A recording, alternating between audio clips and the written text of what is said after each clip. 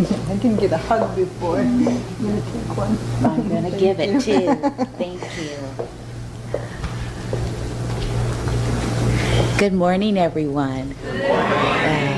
It's always good to be here as usual, and I really love coming. Today I seem to be losing things, so I've lost an earring. So if you happen to see my lost earring, please let me know. I was sitting and I was like, oh, I lost my earring. So all those little things that can distract us, so we put it out in the atmosphere so it no longer distracts us, so that everyone becomes a part of helping find the lost things. So thank you very much.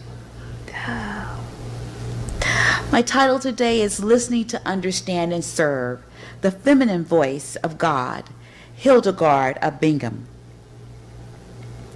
We heard the scripture, for in him we live and move and have our being. And even some of our own poets have said, for we too are his offsprings, from Acts 17:28. That's from today's daily word that was shared, the scripture from Acts, where Paul is talking to the privileged few at Areopagus, suggesting to them that their acknowledgement of an unnamed God is indeed the God who made the heavens and the earth and sent Jesus as a show of God's love and grace. The remark, for we too are his offspring, is the response given when groups or individuals question if a certain group or persons were indeed also made in the image of God. Unity teaches God as principle, God as life, light, love, substance, law, and universal mind. Fillmore and Katie developed teachings against the practice of faith in an anthropomorphic understanding of God. In first century Christianity, as well as many faith traditions today, God is male. When the pronoun he is used, it is understood as God being in the image of a human male and having a male voice.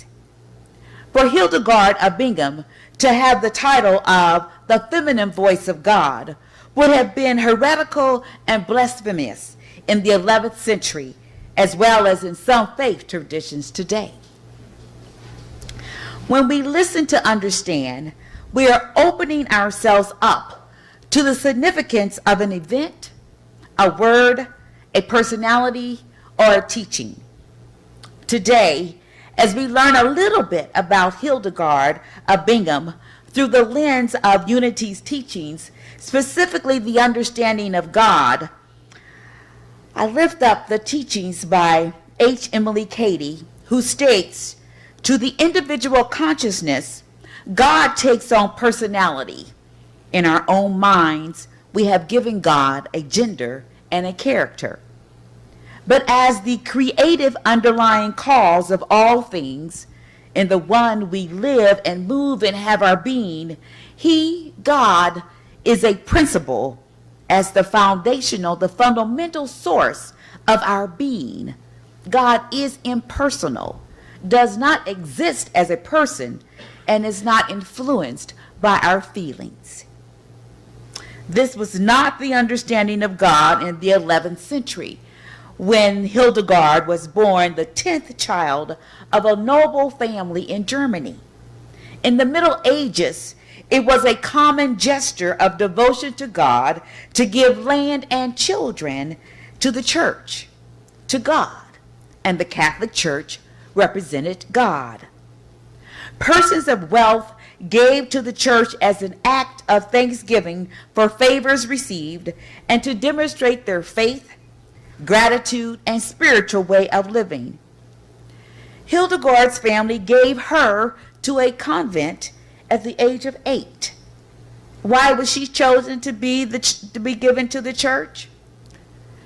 In the movie Vision, from the life of Hildegard von Bingen, released in 2009, it portrays a young child with a contemplative spirit and love of plants. I did not find a source that answered why she was chosen as the child to be given to the convent. She was raised by a Benedictine nun and taught the rule of Benedict, which is summed up by the motto, pray and work. At age 16, she took her own vows to remain a cloistered nun, living in community with other women who vowed to devote their lives to pray and work. Unity teaches the individual is empowered. All humanity is divine in nature, and people create their own realities through their thoughts and beliefs. Hildegard believed she had been chosen by God to receive visions, not while she was asleep, but while she was awake. Visions both auditory and visual, which instructed her to write about the political struggles of the day, the use and abuse of the church, the misuse of power by kings and priests, as well as expanded her understanding of the use of herbs and plants for healing, and how music and theater can be used to teach and heal human struggles. She believed God gave these visions to her to give to the world, and wanted to be obedient to God's command to write them down and to share them. In the life of a convent, all work assignments had to be approved by the higher council as assignments from the divine. Unity teaches faith is mandatory in having any power or control over the experience of the individual. To gain power, we have to practice our faith. The practice of faith is living out your thoughts and beliefs that come from living in the world with communion with the truth of our being. Hildegard read the scriptures, read books of science, philosophy, and art. Prayer, of course, was her first tool to operate the law of the mind of action, as Unity teaches. To commune, to hear the still small voice within, and to listen for the words of wisdom, words of love, and words of peace. Hildegard's faith propelled her to seek approval, to be able to write down her visions, and to share them with the power structure of the day, which were made up of men. She endured being called a demon, a possessed person by the devil, but her faith and her understanding that God is spirit and God's spirit dwells in all persons to be used in the world to expand our understanding of the world and how to commune with one another and with God, propelled her to continue to seek approval out of obedience for what she said God told her. Hildegard's request was approved. She became one of the most influential and widely known figures of the 12th century in Europe. The most important people of the day sought her out for her spiritual direction and conversation. Living out her faith came from a sense of mission and pursuit of purpose. Throughout her 66 years in convent life, she had bouts of physical decline in which her body appeared to shut down. It appeared as if she died several times. In the movie, these times were connected to times in which she was advocating for systemic change. One such time was after one of the young sisters had broken the vow of chastity. The convent was housed in the same monastery as the monks. Hildegard was now then the abbess. The consequence for breaking the vows was to be sent back into the world, back to their families. The young woman was not only dismayed because she was pregnant, but because she had no family to return to. Hildegard taught the use of herbs and plants as a means for healing. But we know also that herbs and plants can be used as a poison that heals, and sometimes as a poison that kills. This young woman took a poison herb and took her life. After this, Hildegard advocated for the separate building to keep the women safe from the men, as well as to reduce temptation. And she received a vision of where to build the convent for the women only. She was denied, and her body collapsed. By this time, Hildegard had this great influence with wealthy persons, kings, and popes. The movie portrays a prayer time where the sisters are gathered around her, as well as the monk who has been assigned to assist her with her writings. As they are praying, a messenger arrives announcing her request to leave the monastery and build a convent for the women only has been granted and funded. She miraculously awakens and begins the work of moving the women out of the monastery to travel to the location given her in a vision to build their own convent.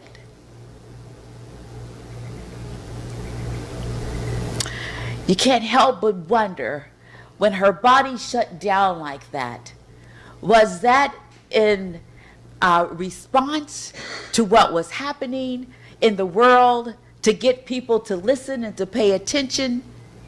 Was that the move of the Spirit in which the Spirit said, I want you to hear from my child. I don't care if she is a woman. And she would just shut down. Throughout her life, even as a child, she remarked that she had periods of illnesses. They never knew what was really wrong. None of the research ever gave it a name or anything. It was just a period of illness that she would miraculously recover from, and then be filled again with even more passion of mission, as well as visions that she was determined to share with the world.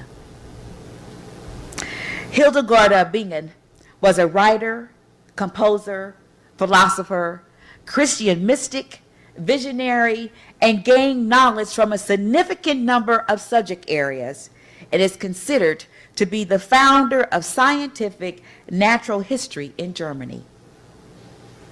This woman, she founded 2 monasteries for women, wrote liturgical songs, and was named a doctor of the church by Pope Benedict XVI. During the times when women were not regarded to have status or voice, her understanding of herself and how she was to live out her life as one made in the image of God opened up the ears of men in power and with status to hear the feminine voice of God. Fillmore refers to the law of being, the importance of understanding the self as a microcosm of the universe. Hildegard of Bingen is an example of a person who understood the law of being. The law of being. When you truly live into who you are and how you have been made. But before you can do that, you have to be willing to listen to that small voice that speaks all the time to us, telling us about ourselves and who we are. And you have to choose very carefully how you allow other people to dictate what your name is and what your purpose is and what your mission shall be. Because it is within us.